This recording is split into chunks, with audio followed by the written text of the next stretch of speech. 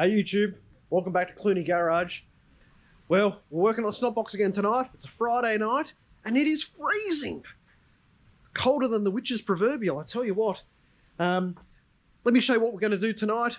We've got more action coming on Sunday as well. Check this out. So you may have seen from our last vid on the Snotbox, Frankie's pulled all the carpet out of the VE and he's left a bit of a mess behind. So of course Fred has to clean up the mess.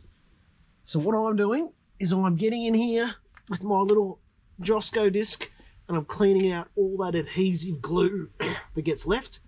I'm going to pull that last bit of carpet and felt off near the firewall. I'm going to get all this cleaned up. I'm going to paint it, make it look spick and span.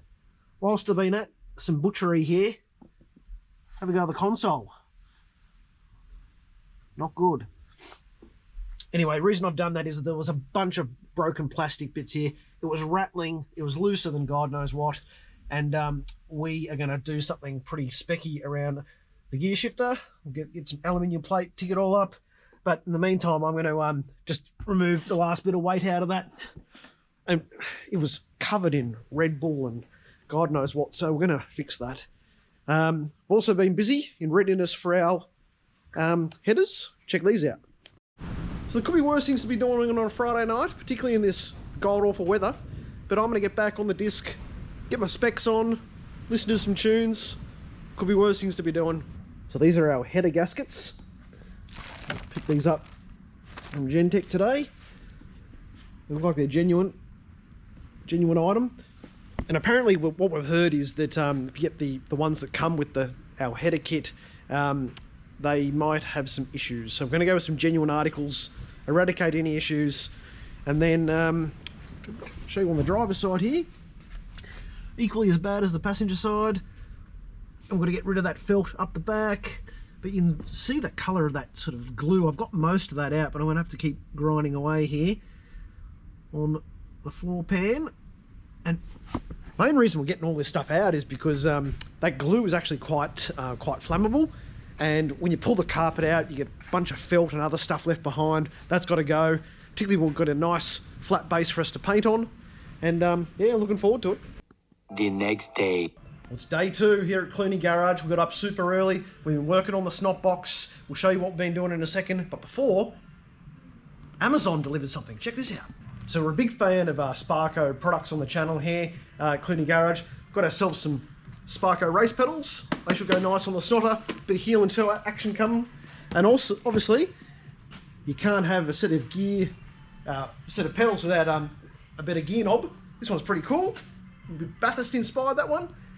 Compared to our magic little black one here, I think this is going to feel a lot better. Fred Jr. is going to put that one in a second. He's going to share with you what sleeves fit a shift stick on a VE. Right, so when you get the little packs, they come with three little sleeves. Now these sleeves are all different sizes and diameters, and so we had a little fiddle around and we tried just the smallest one, and we found that even the smallest one wasn't going to get over the top. So what we're going to do is we're going to put a little slice in it so it'll go over and then it'll fit our little knob. So Fred Jr., I reckon our previous owner has installed a non-genuine short shifter on this one, because this looks a lot thicker than what you would get with a normal VE Commodore. I think so too.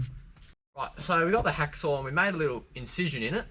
However, it was still too thick and the gear knob still wouldn't go over. So, with a bit of innovation on the Clooney Garage, we managed to find some little tape. Packing tape, and we wrapped it around the gear knob, and just like a little bit of magic, we'll get it the way we want it.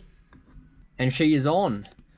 Now we just wrapped it with a bit of it's a bit of a canvas sort of material, so it just fills out the space that the gear knob had left, so it's nice and tight, not wobbling around or anything.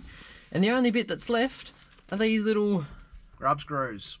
Right, the grub screws are in, and personally, I think it looks an absolute treat.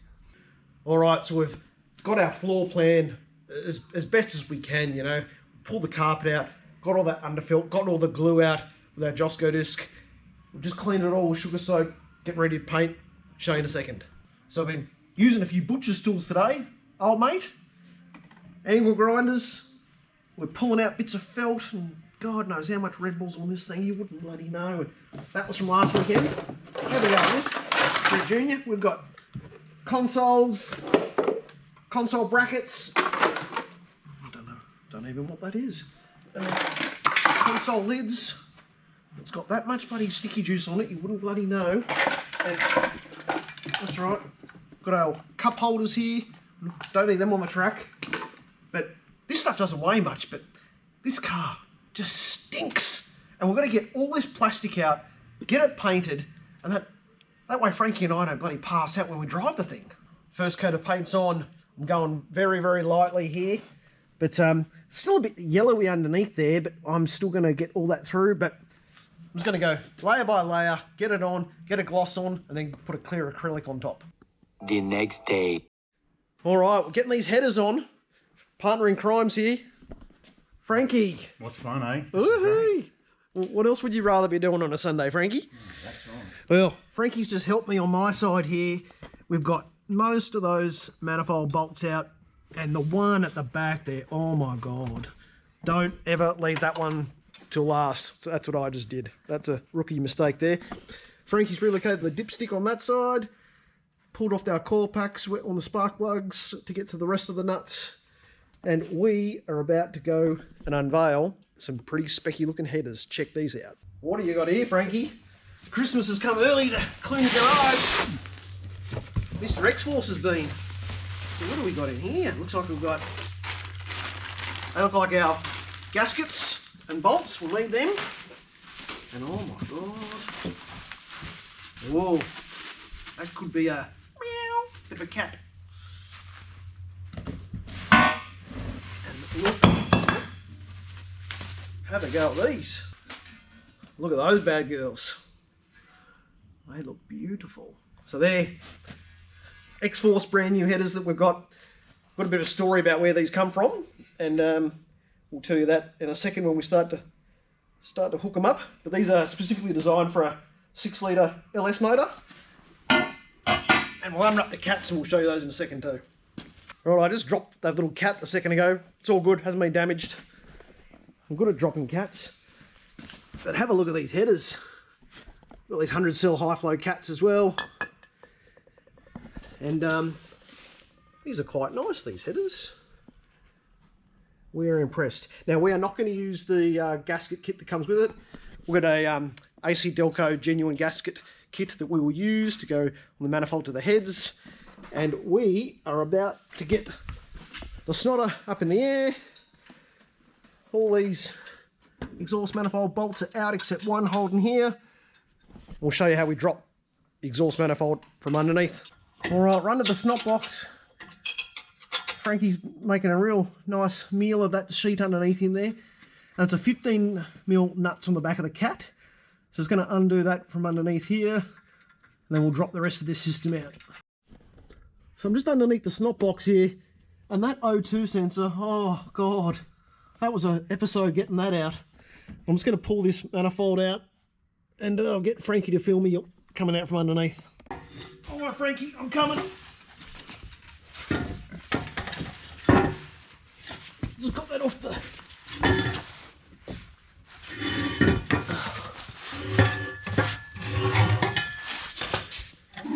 That is one exhaust manifold, Frankie. Have a go with that. Oh, beautiful. General Motors finest there. Cast. Meow. Little cat. And that was a monumental pain in the arse. So here's a comparison of our old cast iron headers and the new ones. So next job here is we're to transport our O2 sensor, top of the cat, onto our new outlet on our X-Force, and they should use 22mm. Show you when it's done. All right, O2 sensor has been transported, and just remember when you're actually got both your headers and both your O2 sensors off on either sides, on the passenger side is a longer cable that goes onto your loom. And yeah, you could get into real dramas if you switch those around, because that one actually has to come up a fair way, and the other one's quite a lot shorter as well. So don't mix them up. All right, so it's getting a little bit late here on a Sunday, and we've got to get ready for work tomorrow. We've got to get kids home, and but we're going to do a part 1 and a part 2. Today's part 1. But we've gone a fair way. We've got headers on one side are in.